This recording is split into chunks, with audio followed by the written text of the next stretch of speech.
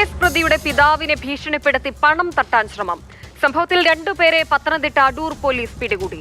അഞ്ചൽ സ്വദേശിയായ ജോൺസനെയാണ് ഭീഷണിപ്പെടുത്തിയത്.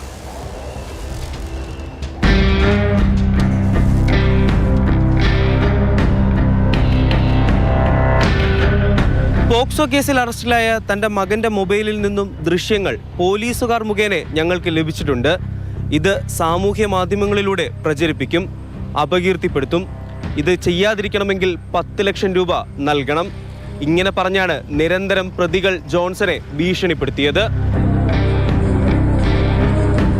ശ്രീ വ്ലോഗ് എന്ന ചാനലിന്റെ ഉടമ ശ്രീജിത്തും ഭാര്യയും പുന്നല്ലൂർ, അഞ്ചൽ എന്നീ സ്ഥലങ്ങൾ കേന്ദ്രീകരിച്ചുള്ള വിസ്മയ യൂട്യൂബ് ചാനലിൽ പ്രവർത്തിക്കുന്ന അഗ്നി, അനീഷ്, റഹീം എന്നിവർ ചേർന്നാണ് ജോൺസനെ ഭീഷണിപ്പെടുത്തിയത്.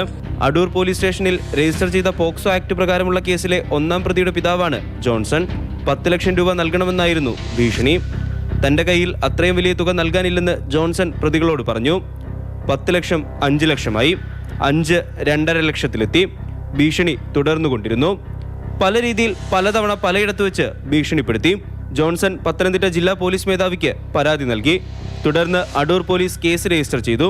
അടൂർ പോലീസിന്റെ നിർദ്ദേശപ്രകാരം 2.5 ലക്ഷം രൂപ വെള്ളിയാഴ്ച കൈമാറാമെന്ന് പറഞ്ഞ് പ്രതികളെ വിശ്വസിപ്പിച്ചു.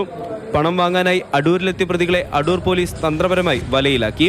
അറസ്റ്റിലായ പ്രതികളെ കോടതിയിൽ ഹാജരാക്കി റിമാൻഡ് ചെയ്തു. അടൂർ പോലീസ് രജിസ്റ്റർ ചെയ്ത കേസിൽ മൊത്തം 6 പ്രതികളാണ്. ഇനി 4 പേർ കൂടെ പിടിയിലാകാനുണ്ട്. 1-ാം പ്രതിയായ ശ്രീജിത്തിനെതിരെ മറ്റ് സ്റ്റേഷനുകളിൽ വേറെ കേസുകളുമുണ്ട്.